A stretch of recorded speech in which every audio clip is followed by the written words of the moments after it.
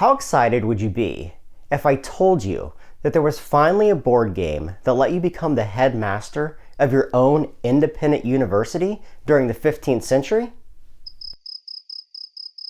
Alright, so it's obviously not the most thrilling theme that's come across our table, but before you judge this game by its actually really well illustrated cover, I'd ask you to first consider these three games: Coimbra, Lorenzo il Magnifico, and Grand Austria Hotel, all popular Euro-style games that I personally own and love, with largely uninspiring themes of their own, but created by members of some of the same Italian design team that are responsible for today's game. And if that excites you, then I'd ask you to stick around as I review Eggertspiele's newest midweight Euro-style board game, Alma Mater, and see if it makes the grade.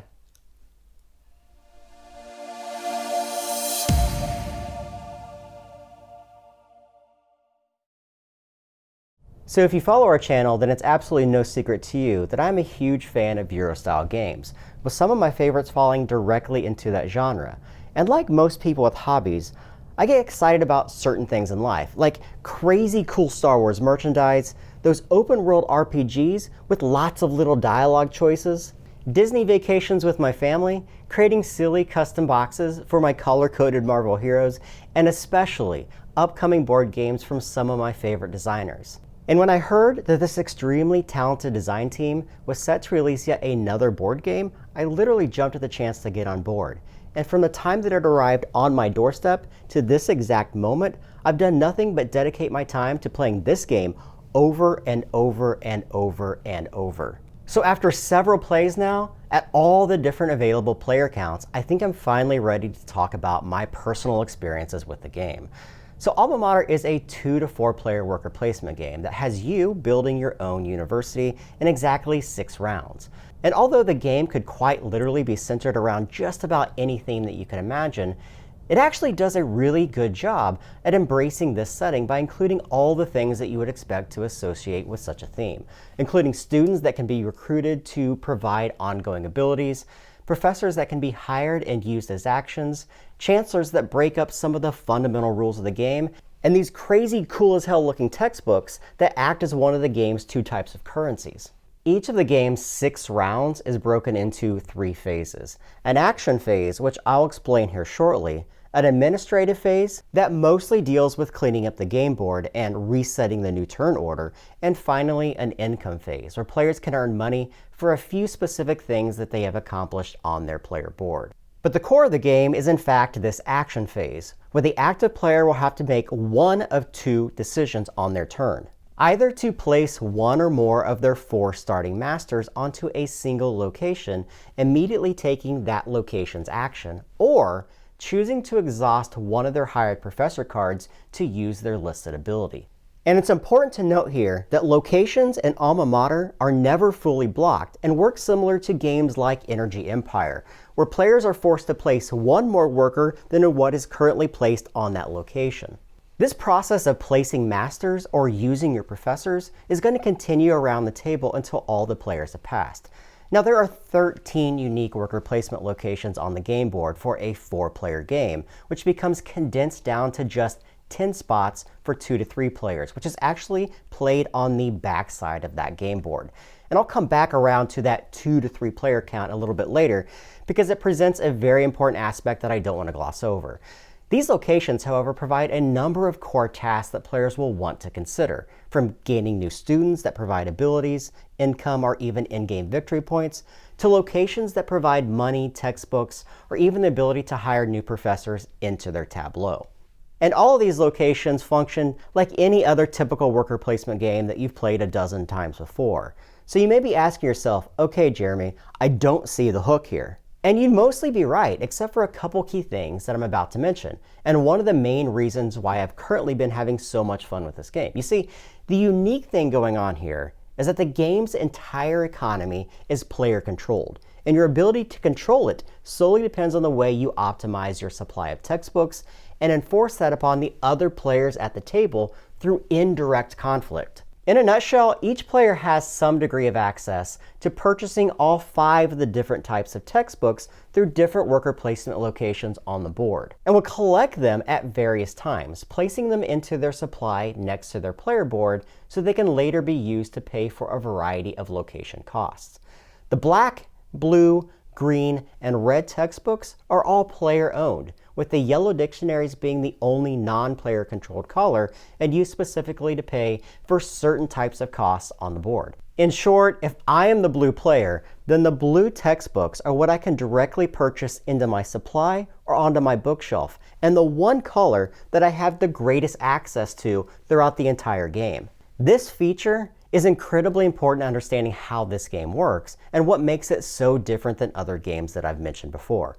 First, acquiring new students and new professors isn't as easy as simply placing your master onto a location and taking those items. No. They come at a cost. And that cost comes in the form of textbooks, in numbers and combinations according to prices that are either dictated by the players who've purchased those professors before you, or each player's prestige as determined by the research track.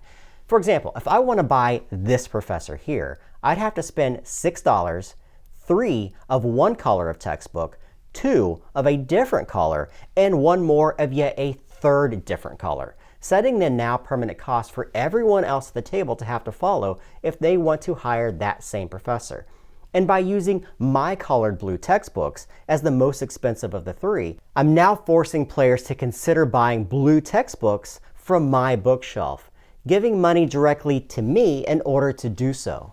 This same principle applies when purchasing students, but instead is dictated by a set of banners that is directly above their locations, requiring various amounts of different colored textbooks according to the game's reputation track, which is always rearranged at the end of each round according to the players who have climbed the highest on that track. And I can't stress enough how important these 2 things are to your success, understanding, and enjoyment of this game.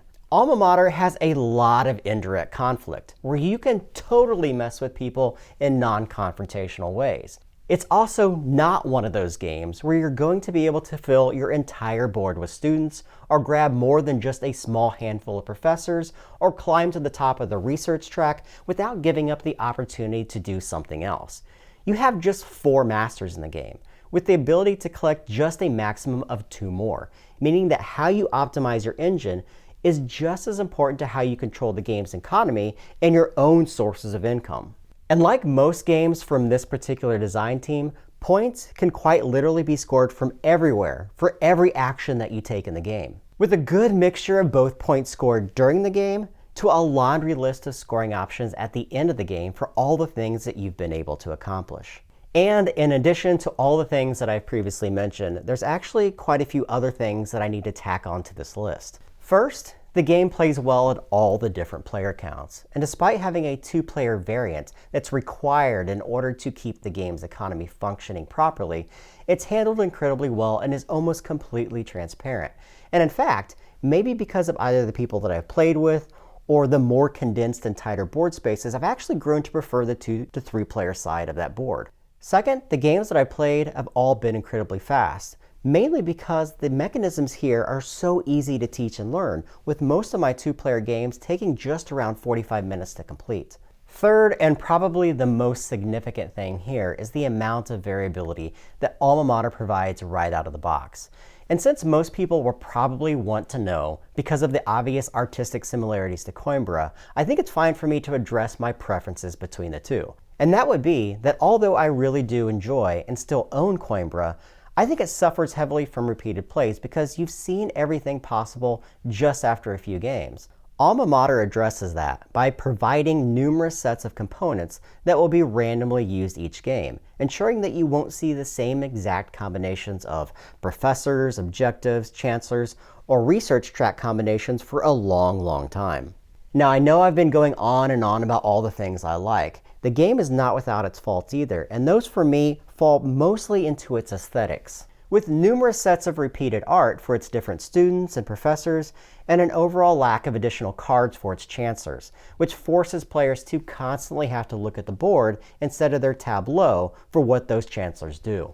And why these things weren't addressed is really beyond me, since I'm pretty confident that Alma Mater is a title that is highly anticipated and could quite frankly afford the costs and extra pieces of art and cards. I also understand why some people that I played this game with argue that it's not as robust as games like Lorenzo or Grand Austria Hotel. Mostly because of the dozens of placement options that those games provide and the ability to fill your entire tableau with tons of unique cards with very little effort. But in all honesty, I absolutely think they're wrong, because I've played this game 5 times now, and I'm still discovering a number of subtleties and combos that I never thought possible the first several times that I played.